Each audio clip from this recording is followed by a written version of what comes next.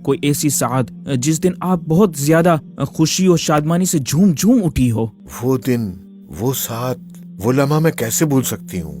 وہ رات میرے لیے سعادت و برکت والی رات تھی، جس رات سب نبیوں کے سردار، میرے آقا، میری معراج، حضور آخری الزماں، خاتم النبیین، حضرت محمد مصطفیٰ جان رحمت صلی اللہ علیہ وآلہ وسلم مکہ مکرمہ سے معراج کے سفر میں بیت المقدس میرے ہاں تشریف لائے، مجھے میزبانی کا شرف بخشا اور میری پشت پر، میری محراب میں تمام انبیاء کرام علیہ السلام کی امامت فرمائی۔ اس لمحے، اس ساتھ میں خوشی سے جھوم اٹھی کہ یہ شرف صرف مجھے ہی ملا۔ واہ واہ، ماشاء اللہ، بے شک اے اقصیٰ، یہ شرف صرف آپ ہی کے حصے میں آیا ہے۔ اس کے بعد سے تو آپ ہمیشہ خوش رہی ہوگی یا پھر کوئی مشکل آن پڑی؟ ہاں، تب میں عہد رسالت میں بازنطینی رومیوں کے قبضے میں تھی۔ فتوحات اسلامیہ میں میرا نام بھی شامل ہے۔ مجھے فتح کرنے کے لیے خلیفۃ المسلمین حضرت سیدنا ابو بکر صدیق رضی اللہ تعالیٰ عنہ نے کوششیں کی۔ پھر 6 ماہ تک حضرت ابو عبیدہ بن جراح نے میرا محاصرہ کیا۔ پھر ربیع الاول 16 ہجری مطابق 637 عیسوی میں مجھے سب سے پہلے اسلام کے دوسری خلیفہ فاروق اعظم حضرت عمر بن خطاب نے فتح کیا اور میرے پاس تشریف لا کر میرے آنگن میں نماز ادا کی، اور بازنطینی حکمرانوں نے شہر کی چابیاں آپ کے قدموں میں رکھ دیں۔ واہ، کیا بات ہے! اس وقت مسلمانوں کا کیا روب و دبدبہ ہوا کرتا تھا! جی ہاں، خون کا ایک قطرہ بہے بغیر یہ پہلی بار ہوا تھا، اور اس کے بعد سے 500 سالوں تک یہاں امن و سلامتی رہی۔ اوہ اچھا، پھر کیا ہوا؟ اس کے بعد 1099 عیسوی میں پہلی صلیبی جنگ ہوئی۔ صلیبیوں نے مسلمانوں کو شکست سے دوچار کیا اور عیسائیوں نے مجھ پر قبضہ کر کے میرے اندر کافی رد و بدل کیا۔ اس دوران صلیبیوں نے 70,000 مسلمانوں کو شہید کر کے ان کے جسموں کے ٹکڑے کیے۔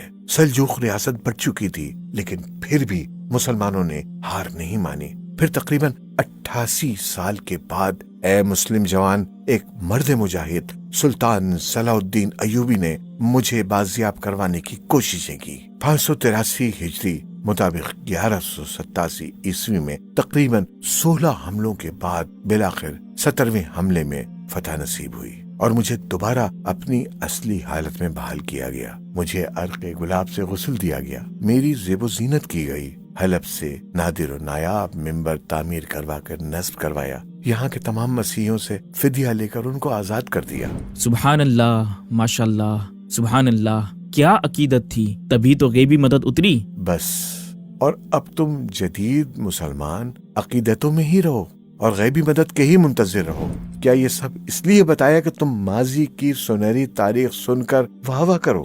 اے مسلم جوان، فتوحات اسلامیہ کی سنہری تاریخ میں لڑائی، جنگ، جہاد پہلے ہوا اور بعد میں غیبی مدد ہوئی اور فتح و نصرت و کامرانی مقدر بنی، اور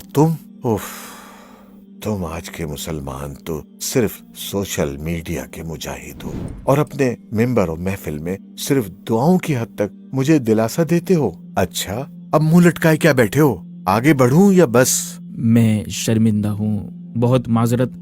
جی آپ جاری رکھیں، میں آج سننے ہی آیا ہوں۔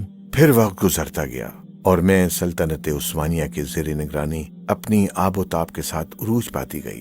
وہ مجھ میں جدت لاتے گئے، تزئین و آرائش کرتے رہے، نئی تعمیریں کرتے، ریلوے لائن کا نظام بنایا، لیکن یہ سب ان یہودیوں کو ایک آنکھ نہ بھاتا تھا۔ یہودی سازشیں کرتے رہتے۔ یوں تقریباً 850 سال میں مسلمانوں ہی کے پاس رہی، اور پھر 1917 عیسوی میں انگریز و یہودی سازشوں نے سلطنت عثمانیہ کا خاتمہ کر دیا۔ برطانیہ مجھ پر قابض ہو گیا۔ اس نے یہاں دنیا بھر سے یہودی جمع کر کے آباد کیے۔ مجھ پر ایک بار پھر ظلم ڈھایا گیا، مسلمانوں کا قتل عام ہوا، اور پھر جولائی 1948 عیسوی میں ان یہودی نو آباد کاروں نے اپنی یہودی ریاست کے قیام کا اعلان کر دیا، اور مسلم امہ صرف دیکھتی رہی۔ انا للہ و انا الیہ راجعون۔ یعنی تاریخ اسلام کی نظر سے اگر دیکھیں تو صلیبیوں کے تقریباً 88 سال اور یہودیوں کے اب تک کے تقریباً 75 سال آپ پر ظلم کا قبضہ رہا، یعنی باقی تقریباً 1300 سال مسلمانوں نے آپ کو اپنی حفظ و امان میں رکھا۔ جی ہاں میاں، تم اب سمجھے مجھے ظالموں سے ہر بار مسلمان ہی کیوں بچاتے تھے، کیوں وہ میری فکر کرتے تھے اور میرے لیے بے چین رہتے تھے۔ ویسے میں بتاؤں اس سال پاکستان بھی 1 سال کا ہو گیا تھا، اور ہمارے جو قائد مسٹر محمد علی جناح ہیں انہوں نے سب سے پہلے اس ریاست کو ناجائز قرار دیا اور اسے تسلیم کرنے سے صاف انکار کیا تھا۔ ہاں بھائی چلو ٹھیک، اتنا ہی صحیح۔ نہیں صرف یہی نہیں، وہ ہاں معلوم ہے تم جو کہنا چاہتے ہو، OIC اور 56 ملکوں کا اتحاد نا۔ جی ہاں، میں یہی بتانے والا تھا آپ کو۔ اے مسلم جوان، تم پھر مجھے تیج دلا رہے ہو اور مجھے ہائپر کر رہے ہو۔ 1967 میں عرب اسرائیل جنگ میں اسرائیل عربوں کو اپنے ساتھ ملا کر میرے مشرقی خطے یعنی میری جائے وقوع پر بھی مکمل قابض ہو گیا۔ اگست 1967 کا دن میرے لیے بڑے کرب کا دن تھا، جب ایک آسٹریلوی یہودی سیاح مائیکل روہن نے اسرائیلی حکومت کے ایما پر مجھے آگ لگا دی۔ مجھے نظر آتش کر دیا گیا۔ تقریباً 4 گھنٹوں تک میں جلتی رہی۔ میری جنوب مشرقی سمت کی چھت شہید ہو گئی اور میرا ممبر بھی جل گیا۔ کیا ممبر جل گیا؟ اللہ اکبر! وہی ممبر جو حلب سے سلطان صلاح الدین ایوبی نے نصب کیا تھا؟ ہاں، وہی نادر و یادگار ممبر جل کر راکھ ہو گیا۔ میری محبت میں جو مسلمان گلی کوچوں میں نکل آئے، یہ سرزمین ان کے خون سے ایک بار پھر لالہ زار ہو گئی۔ پوری دنیا کے مسلمانوں میں غم و غصے کی لہر دوڑ گئی۔ میں ایک بار پھر مسلمانوں کے دلوں میں جاگ اٹھی۔ میں کالم نگاروں کا موضوع بن گئی، جلسوں کی تقریر بن گئی، ممبروں کے خطیبوں کا سخن بن گئی۔ یعنی مجھے ایسا لگنے لگا اب سوئی ہوئی امت مسلمہ بیدار ہو چکی ہے۔ اے مسلم جوان، اب سنو ذرا۔ اس سانحے کے ٹھیک 1 ہفتے کے بعد اسلامی ممالک نے معتمر اسلامی OIC قائم کی۔ پھر 6 سال بعد سن 1973 میں OIC کا تمہارے وطن پاکستان کے شہر لاہور میں دوسرا اجلاس ہوا، جس کے بعد سے 56 اسلامی ممالک کی یہ تنظیم غیر فعال ہے۔ کیا اسی OIC کی بات کر رہے ہو؟ مجھے تیش دلانا اور ہائپر کرنا ہی مقصود تھا تمہیں؟ جاؤ اب یہاں سے، نکل جاؤ، مجھے کوئی بات نہیں کرنی، کوئی انٹرویو نہیں دینا، بس بہت ہوا۔ اچھا سنو، ایک منٹ ذرا ٹھہرو، رکو ذرا، 1 منٹ، سنو۔ کیا سنوں؟ آج میرا جگر غزہ لہو ہے، میرے جسم کا ایک حصہ اسقلان بھی ظلم و بربریت کا شکار ہے۔ میرا بازو شام مجھ سے علیحدہ ہو گیا۔ میرے آنگن میں کھیلتے بچے اب اسلحے کو کھلونوں کی مانند جانتے ہیں۔ جن کے ہاتھ میں قاعدہ قرآن، پینسل و کاپی ہونی چاہیے، وہ ڈائنامائٹ بم سے پروان چڑھ رہے ہیں۔ عورتوں کی عصمت محفوظ نہیں، ضروریات زندگی موجود نہیں، بجلی، پانی، روٹی، مکان کچھ نہیں، اور یہ 2-4 سال کی بات نہیں، اب نصف صدی سے زائد کا قصہ ہے۔ کہاں ہے 57 اسلامی ممالک کی افواج، اور کہاں ہے وہ 1.5 ارب مسلمان؟ آخری سوال، بس آخری سوال، صرف یہ ایک آخری سوال پوچھو۔ آپ ہم سے تو مایوس ہو، تو پھر کیا اسی طرح یہ ظلم و ستم، یہ بربریت، یہ آہیں اور یہ سسکیاں جاری رہیں گی؟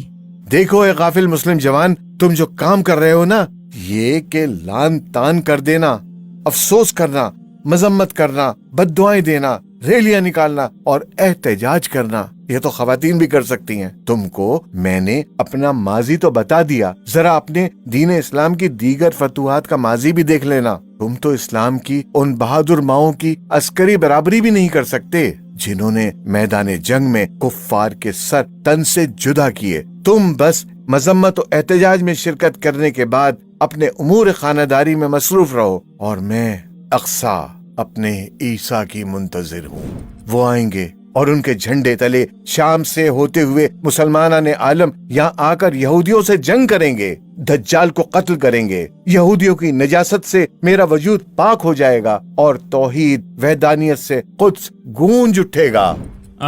آج تو ابھی ہم یہاں اس سلسلے کو ختم کرتے ہیں، کیونکہ ابھی قدس اور اقصی بہت ناراض ہیں اور مزید بات کرنا ذرا مشکل ہوگا۔ انشاءاللہ تعالی پھر جلد یہاں سے آگے مزید کچھ سوالات لیے یہ انٹرویو مکمل کریں گے۔ یہاں ہمیں اجازت دیں اور امام مہدی کے لشکر میں شامل ہونے کے لیے اپنی اولادوں کی خوب اچھی اور بہترین تربیت کریں، کیونکہ امام مہدی ضرور تشریف لائیں گے اور آپ ہی پھر ساری دنیا پر اسلامی حکومت اور نظام مصطفیٰ قائم کریں گے۔